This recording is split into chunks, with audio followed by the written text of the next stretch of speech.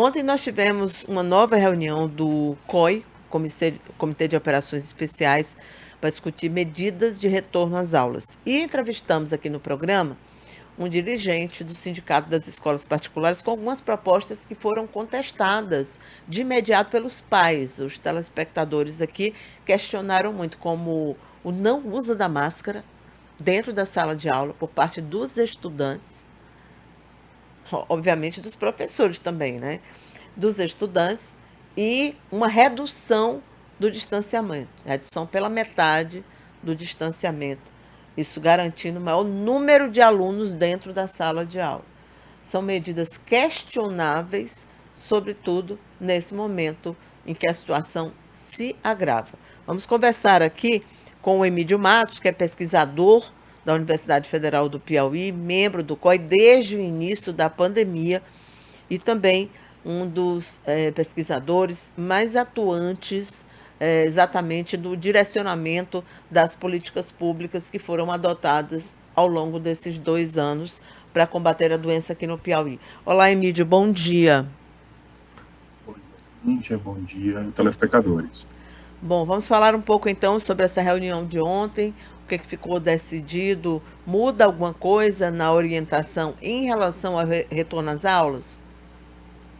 Bom, Cíntia, de uma maneira geral, o entendimento é que é preciso priorizar a educação, entendendo da importância social da educação, entendendo que a evasão escolar, sobretudo entre os alunos mais pobres, é um prejuízo enorme, individual e para a sociedade, para o estado do Piauí. Então, nesse sentido, há um direcionamento para que se priorize a escola. E qual é o grande desafio? É a gente equilibrar essa importância da educação com a redução do risco de infecção e de adoecimento grave. Nesse sentido, Cíntia, não há uma grande novidade, porque basicamente a orientação é seguir o que diz a ciência. E o que diz a ciência? Vacinar, vacinar, vacinar.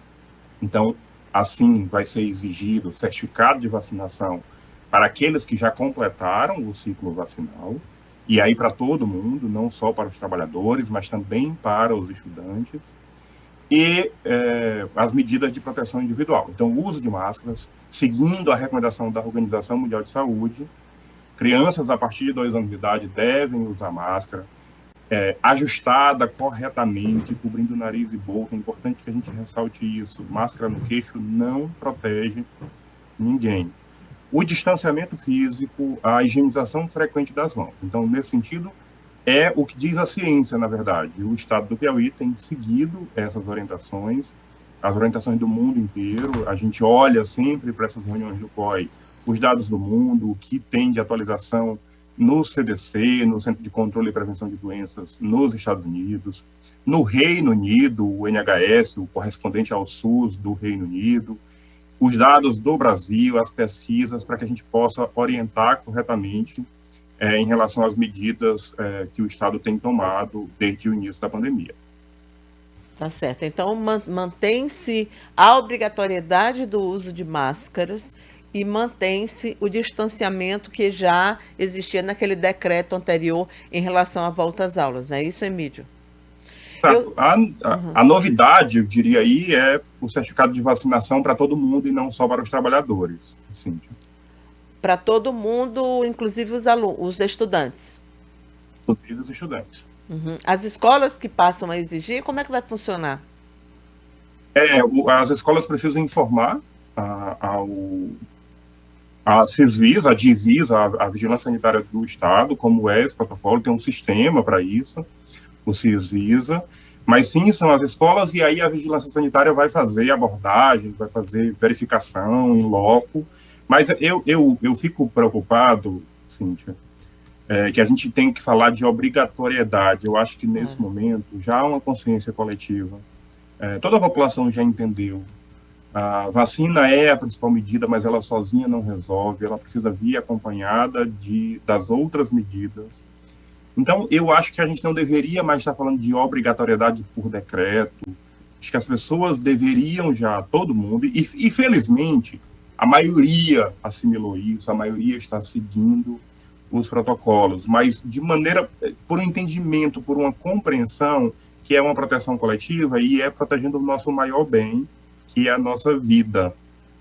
Então, é nesse sentido, a população piauiense, felizmente, tem feito bonito em relação à vacinação, embora Sim. ainda haja um atraso em relação ao retorno da segunda dose, mas tem feito muito bonito. E a gente tem, eu sou otimista, assim, que eu acho que a gente está vencendo. Diante de um cenário de um governo federal que trabalha a favor do vírus, a ciência, as instituições de Estado estão vencendo e a gente vai construir um ano de 2022 muito mais saudável. Sim, entendo. Bom, então isso já está pacificada a questão do certificado de vacina e também da manutenção daquela exigência, digamos assim.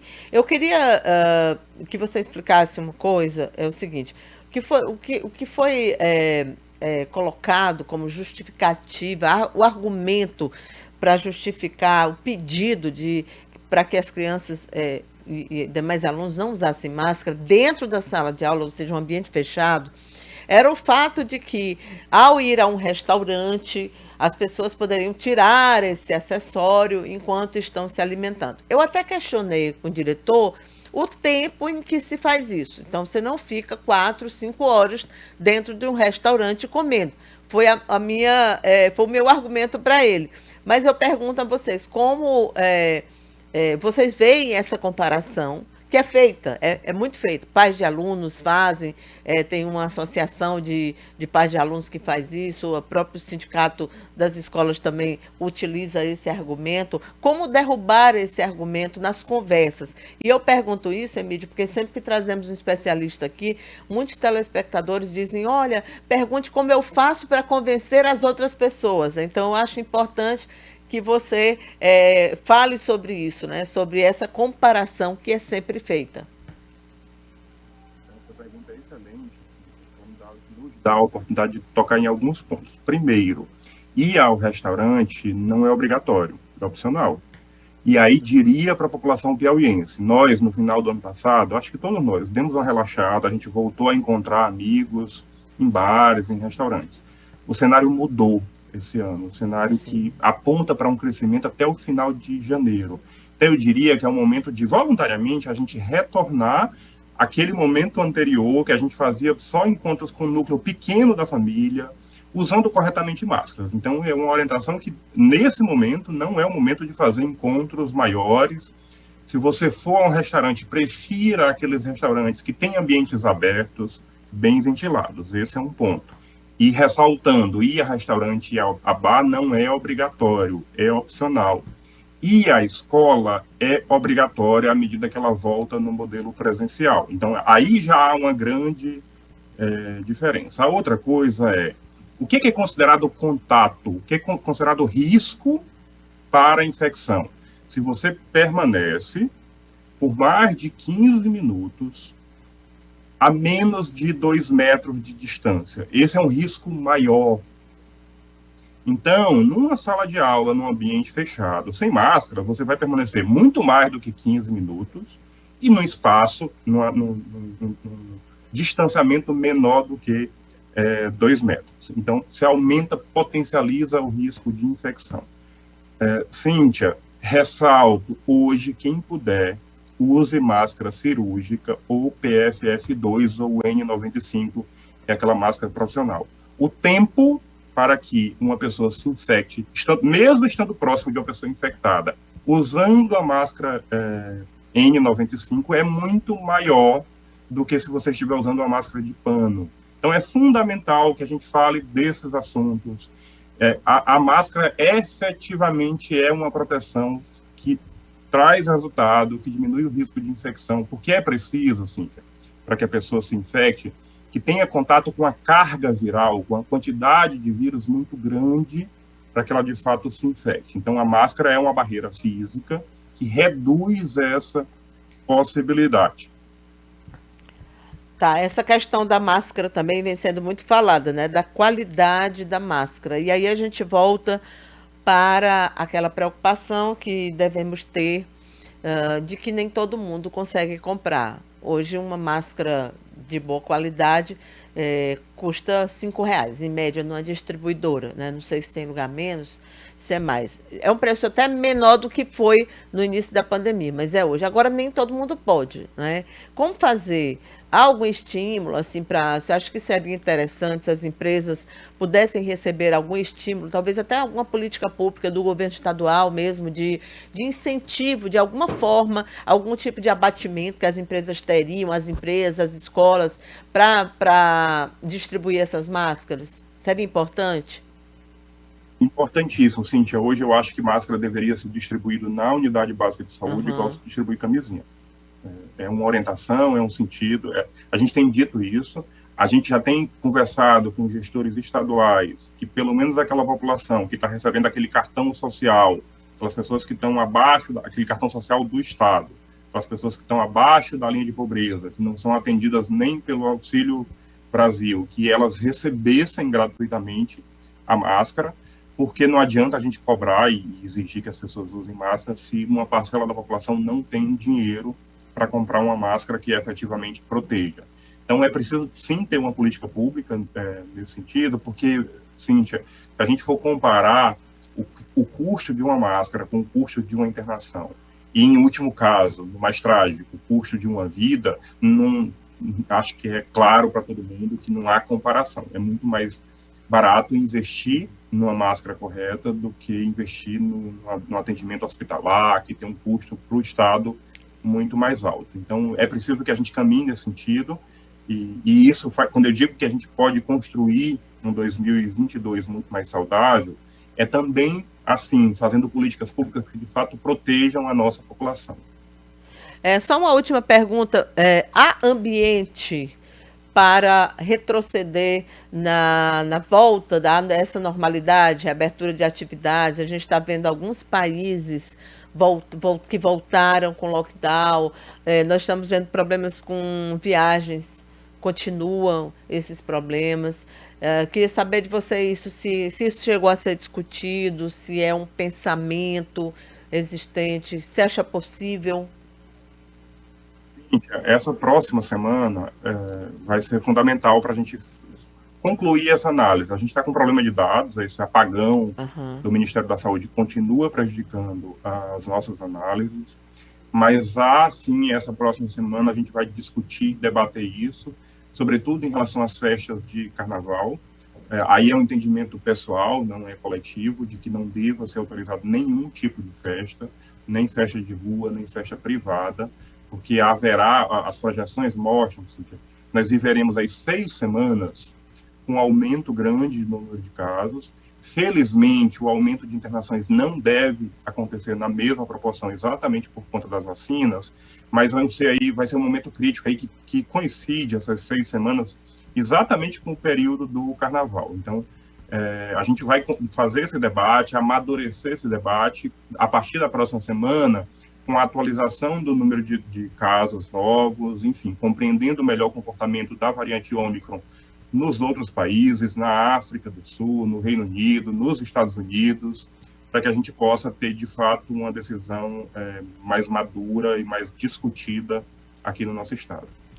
Certo, essa é a opinião sua, né, em relação ao carnaval, mas não dá para saber ainda o que é que pensa o COI? Seria a suspensão por completo de todo e qualquer evento? É uma opinião minha, que é também dividida com alguns membros do Certo. COI, mas ainda não é consensual, Aham. exatamente porque faltam dados. Mas eu acho que o entendimento acho que isso também já foi assimilado pela população piauiense. O Comitê de Operações Emergenciais tem agido a partir da ciência. Então, vai continuar nesse sentido, porque agir a partir das evidências científicas significa proteger vida. Então, o sentido é esse, a direção é essa da proteção da vida. Mas, efetivamente, é preciso amadurecer as ideias, é preciso analisar melhor os dados a partir da próxima semana, para a gente ver o impacto do Réveillon. Mas, só para finalizar, Cíntia, a gente está percebendo no estado do Piauí o impacto das festas, sobretudo no litoral, sobretudo em Barra Grande, um surto enorme de casos. Então, a gente já tem um exemplo no Piauí de que foi liberado festa privada e teve um surto de casos muito claro. Então, a gente precisa usar esses dados, a nosso favor, para que a gente possa planejar corretamente o carnaval e garantir um ano completo com mais saúde e com mais sabedoria aqui no nosso estado.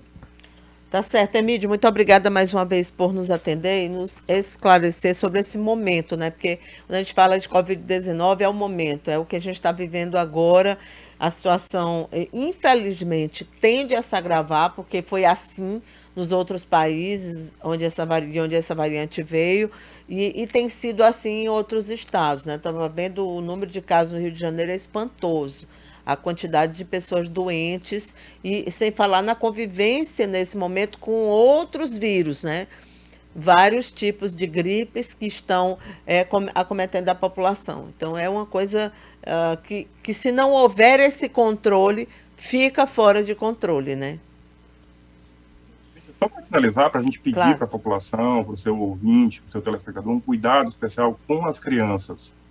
A gente tem um momento agora, você falou bem, a Covid, as crianças mais novas não estão ainda vacinadas, o vírus influenza, e nas regiões com enchente, sempre tem, depois do momento de enchente, um aumento, um surto de diarreia. Então, para que os pais, os avós, possam ter um olhar especial, com mais cuidado para as crianças, porque a gente deve ter um aumento de sobrecarga de demanda no serviço de saúde, da saúde infantil, por conta desse conjunto aí, dessa coincidência infeliz desses adoecimentos. Muito obrigada mais uma vez. Bom dia.